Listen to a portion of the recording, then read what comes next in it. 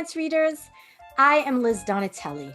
Welcome to the season 2 finale of Reader Seeks Romance, the #1 romance novel talk show on YouTube. In this episode, debut romance author Denise Williams discusses her contemporary romance, How to Fail at Flirting. Denise also chats about dad jokes, redacting sex scenes for her parents, and Denise answers questions in the show's 2021 Q&A segments. And be sure to like, comment, and subscribe. Hi, Denise. Welcome to Reader Seeks Romance. Hi, thanks for having me. It is a pleasure. So your debut contemporary romance, How to Fail at Flirting, received a starred review by Publishers Weekly, so congratulations on that. Thank you. How does that make you feel, like first time out and you're getting such praise?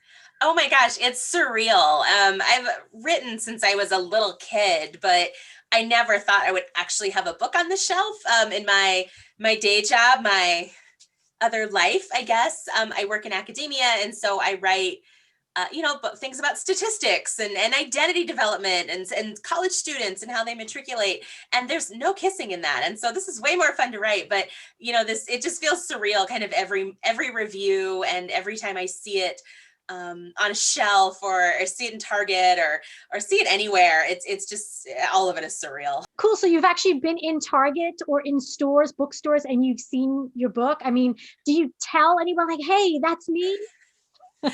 Yeah, so I'm a little bit extra. It's downstairs in my car, but I got a face mask made that said, ask me about my novel, and it has a copy of the book on the side. So the day it came out, my favorite local indie isn't open to the public. They just do curbside, but I got to go there and sign a few copies for them, like at the door, and then went into Barnes and Noble, and then Target started stocking it the other day. And so I masked up and stood in the aisle. Nobody asked me anything, but I just lingered in case they did. Oh my God, that's awesome. I love that.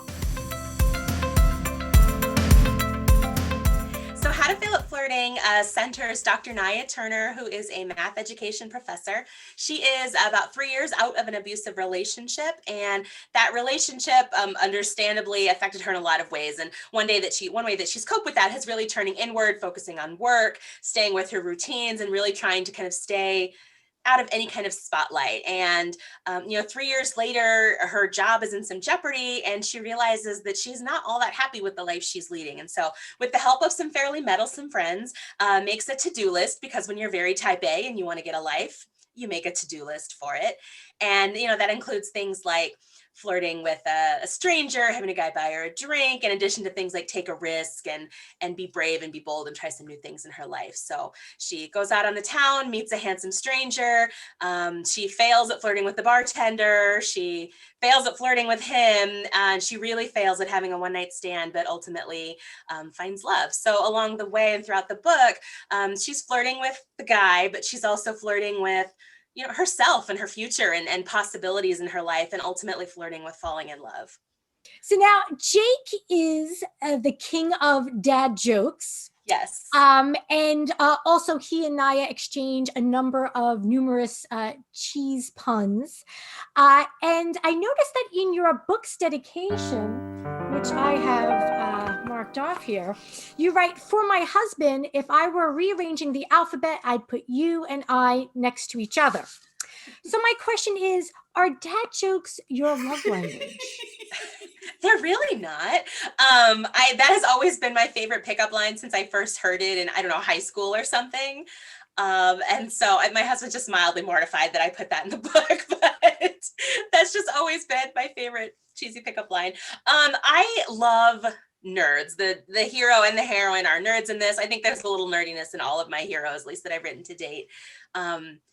And people who can play with language, for me, is always so intriguing. And I think banter is so important. And so the cheese puns and the dad jokes and just the bad jokes in general, for me, just felt very kind of nerdy, but also something that Naya loves about Jake, that I love about Jake, is that he's really unpretentious.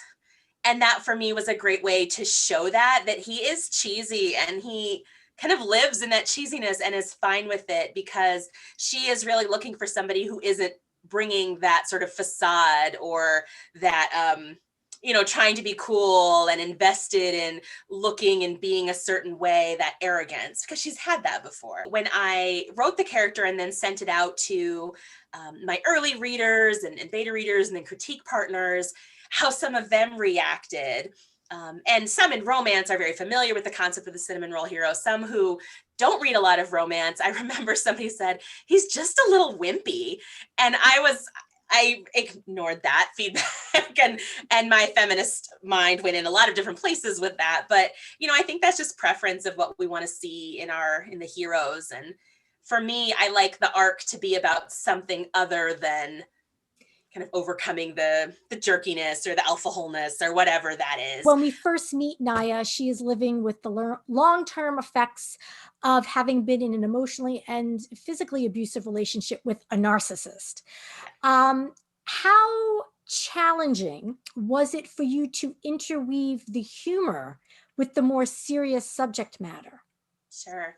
That was an interesting balance because, and I think that's definitely for anybody who hasn't read the book, like there's content warnings on my website, like this is definitely something that can be triggering for people, but the heroine is still healing or not healing. Her approach has really been to ignore her kind of hurt and pain and push it aside and kind of compartmentalize in not a very healthy way. And so 3 years later, a lot of it is still very fresh for her, particularly because it was in a workplace setting. So it hasn't exactly gone away. What I'll often say is it's not the story, it's the character. So those experiences are part of her and they're part of how she sees the world and how she interacts with people and what things scare her, give her anxiety, and all of that. And so it's kind of always with her. But at the same time, I also wanted to show that she and other people, if they're in the process or it fits for them, can still laugh and have jokes and fall in love and flirt and have good sex and all of this. And so for me, that was sort of the script, is she is living her life and doing these things, and she's doing these things as a trauma survivor. And so that there are different pieces that are going to weave in. So I think it definitely took some workshopping with people to find that balance of how she might react here or what might pop into her head here. But it was really important for me to show that you can have both, you can contain multitudes, and one doesn't fix the other or absolve the other.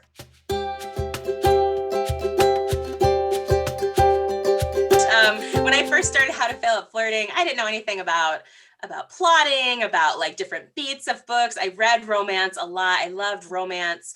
And so I had a sense of how those books flow, but I really had no idea about the craft pieces of writing, of developing characters, even some of the conventions of fiction writing that are very different from academic writing. Show, don't tell is very different than my training because when I'm writing about things in academia, it's sort of tell me you're going to show it and then show me and then tell me that you showed it and then summarize all the things you told me and then show me that you summarized. And so there's so much. And writing this book probably took me 6 months to a year to write it. My second book, I wrote the first draft in a month and a half. And so I just learned so much more about how to craft stories. And that would take the whole show to list everything. As a debut author, there were a lot of things I anticipated or I thought about what happened once the book was out. One thing I really didn't think about happening was people who are survivors who have gone through things similar to Naya or to different, degrees and different pieces, but them reaching out to say that the book was meaningful to them or that it touched on their experiences, or people like in my own life who I didn't know had those experiences reaching out. It's definitely something I didn't anticipate, but has been so incredibly meaningful. And I was telling somebody, I can't wear mascara during the day because if I get one of those emails, I'm just. In How to Fail at Flirting, at the acknowledgments in the back, you wrote, Ooh. To my parents, I'm sorry I accidentally sent you an early copy of this novel full of the sex scenes I thought I'd redacted. So I tell me about that.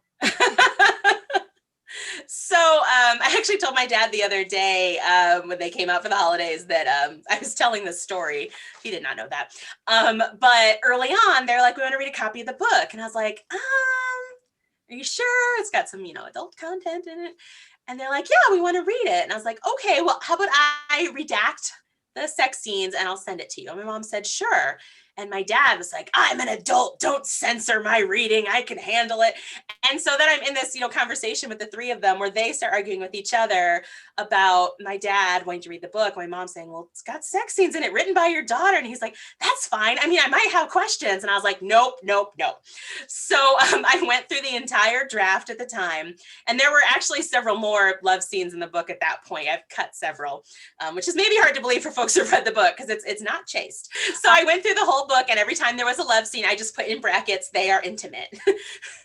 And so I had that throughout the whole book. I was just learning how to use Scrivener, and I could convert it to an EPUB.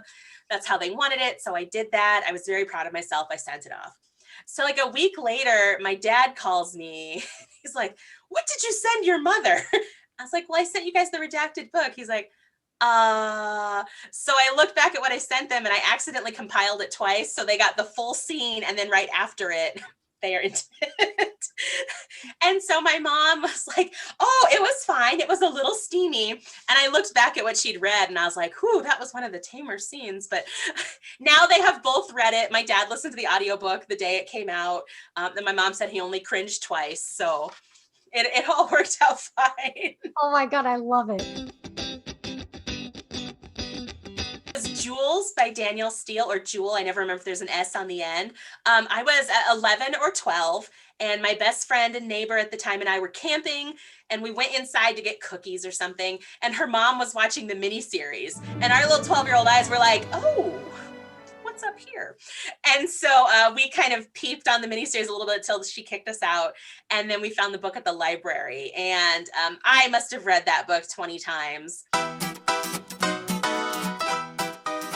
Did you commit to any 2021 New Year's resolutions? If so, can you share? I did not commit to any resolutions. I know 2020 and 2021 enough to know that was not going to happen for me. I did buy a bullet journal, mostly as a way to procrastinate working on revisions for book 2, which are due very soon. And so I did make a water tracker instead of trying to drink more water. But other than that, no, I'm not a resolution person. I know that about myself. In 2020, you became a debut author. What is your goal in 2021? Oh gosh, in 2021, it'd be great to become a best-selling author. Book stuff is really what's new and exciting for me right now. I love my day job, but I'm pretty settled there. I'm kind of doing, things that have done in the past. So my second book will come out this year. In 2021. And so I think I'm just excited to be an author.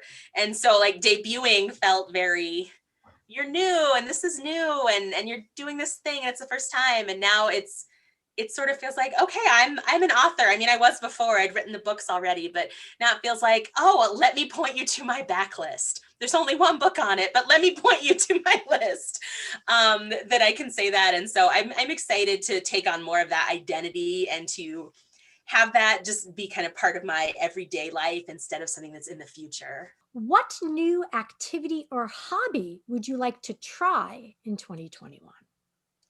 Oh, I have always wanted to go skydiving. I don't think 2021 is the year I want to tempt fate with that particular activity, but that does kind of appear in my second book. And so I started researching it, and so that kind of made me want to do it again. So it might be 2022, but at some point I really do want to go skydiving and to jump out of a plane. I'm a little bit afraid of heights and not a risk taker. So that would be like a big push for me.